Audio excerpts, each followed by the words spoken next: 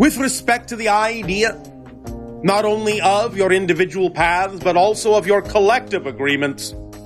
The concept of rising from the ashes is also connected simultaneously in order to move forward, in order to expand with the letting go of those things, those ideas, those concepts that no longer work for you, that no longer resonate within you harmoniously with your core self.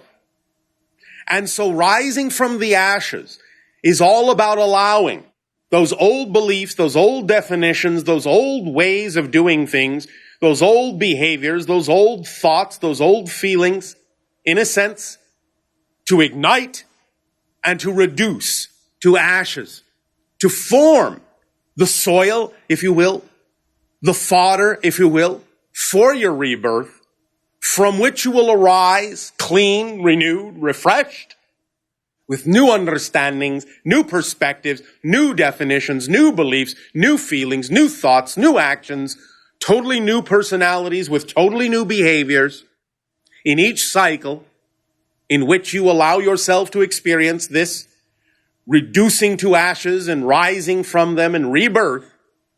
You reinvent yourself over and over and over again, always in a new way, shifting from reality to reality, allowing yourself to truly be the light that shines through the eyes of countless personality beings, again in much the same way that the light of a projector flashes through the frames of a film, illuminating the idea, the experience, the illusion of movement, of space, of time, of change, in order to add that experience of change to your total being, so that you can understand and experience directly the mechanism of creation itself in all the ways that you can experience it eternally, infinitely, through a variety of forms that you will take even beyond this incarnation.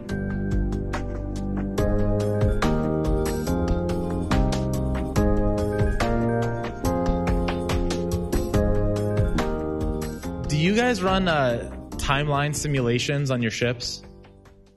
Define timeline simulation. Trajectories of potential futures based on beings' choices in different dimensions? We scan probable realities, yes. Okay.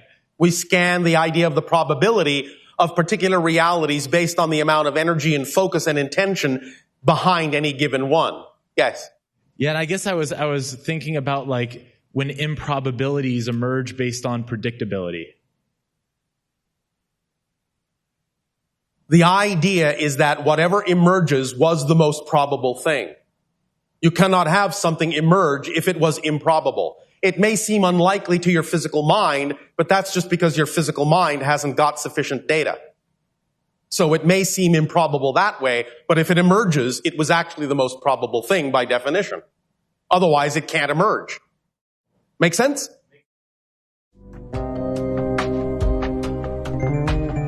Speaking of seeds, Yes. a couple of my younger seeds are actually here today with me. Oh, all right. Hello, younger seeds.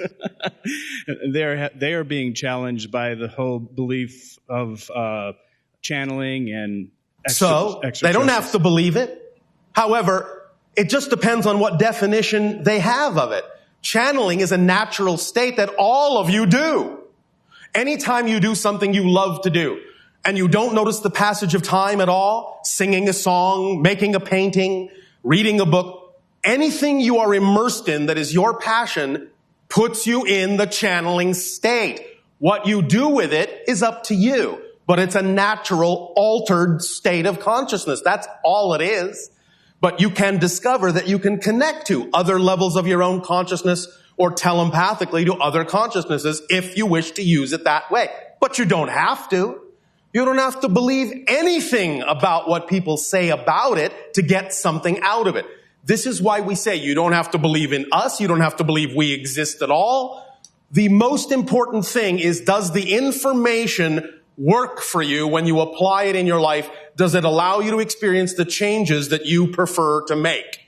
That's the bottom line, and that's the only thing that's important here, is it simply gives you the ability, and you all have the ability, to get into an altered state where you have a higher point of view, you're making more connections, you're making more associations, you're seeing the bigger picture instead of being so myopic. You're looking from the mountaintop instead of down from the valley. And you can see more clearly the ideas of how everything interconnects, how everything works. Channeling is a natural altered state. You all have the ability to connect to source and download whatever information you need because everything exists here and now. That's all channeling is. You don't need to make a big mystery of it. It doesn't have to be some sort of gigantic spiritual or occult idea. It's a very natural, organic process, and that's all there is to it. And it doesn't matter what you believe as long as you're true to yourself.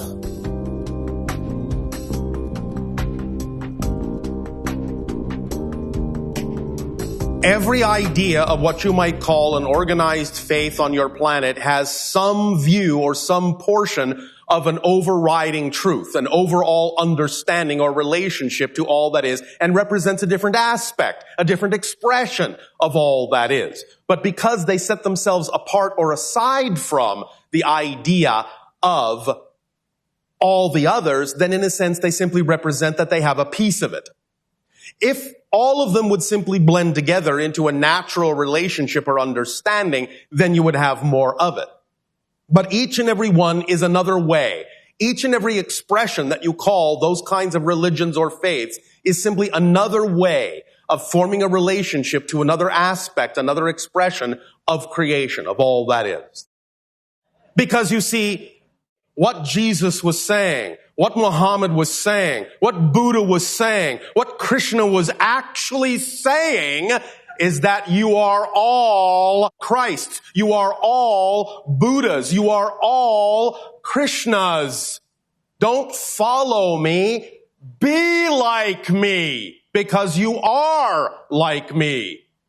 Therefore, they never required the idea nor asked for the idea of followers. They were creating equals. And we're not creating religions. They were allowing you to simply find your own version of what they were reflecting as their natural spiritual state and relation to creation. Wake up. You know how best to wake up? Live your dreams. Don't just dream about living. Live your dreams and you'll wake up.